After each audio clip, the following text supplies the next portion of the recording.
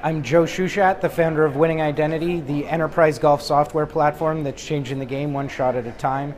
So we've developed a golf software program that helps coaches run more effective businesses, helps golfers get better, and we can even, through a proprietary algorithm, predict what the right equipment for them to be playing on the course is. Talk to me a little bit about sports analytics industry in Canada, in the US, in the world, how it's picking up right now and getting momentum. Yeah, so I think that when I started the company, I think that we saw that sports analytics was starting to grow, but it wasn't nearly where it's becoming today, where we're seeing professional teams, amateur teams, really seeing a variety of different uses for it.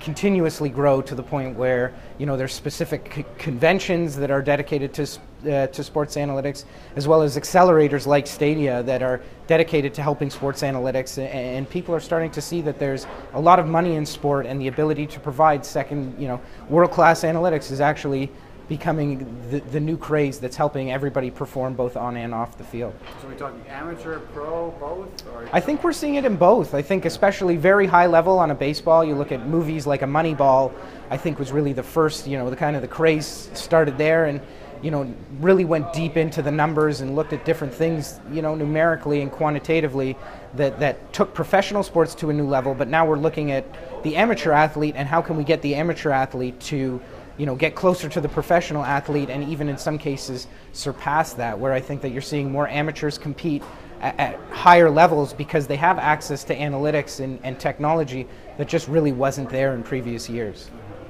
And that's part of the quantified self, part of tracking, measuring your own performance, right? So talk to me about that, how both on the amateur and the pro level, how important that is. Yeah, no, it's important at all levels of athletics to be able to track, and I think that we're looking, I think that the 1% model of you do everything that makes you 1% better is really the one of the biggest things that's gone on in sports, is that it's gone outside of just looking at what you're doing while you're in the sport to what you're doing off of the field. So how are you training? How are you practicing? How are you working out? How are you eating, all the way down to that, and getting different analytics off of that? How are you sleeping? All the way to using all of this data to help get everybody to that next tier, to that 1% better level, which, a lot of small gains create a huge gain over time, and I think that analytics really brings that to the table and really helps people get better.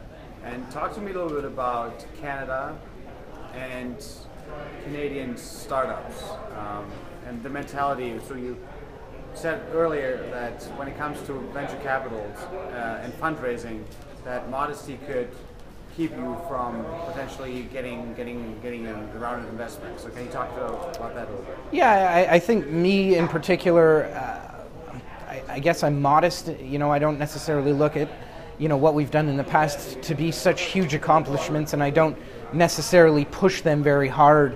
When I talk to potential investors, we're partnered with the Golf Channel, for example, which has been unbelievable for our business, but it's really not the things that I bring right straight out that I've done in the past. And I think that as I've started to grow the company and as we've seen more success, I've started to get better at opening myself up and pushing that. And I think that I've seen it with other Canadian entrepreneurs is sometimes you tend to feel like you've never accomplished anything because you're not at the end goal. And I think that maybe it's a Canadian thing, that we're very modest, we're very humble, and trying to do that is really what we've done is just not push that on anybody.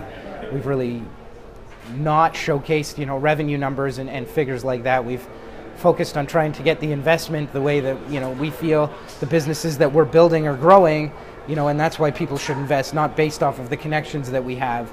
And because of that, I think that the modesty comes out, and I don't want to say it's hampered us, but what are you hoping to bring back to Canada now that you have expanded to the US and set up shop here in St. Louis?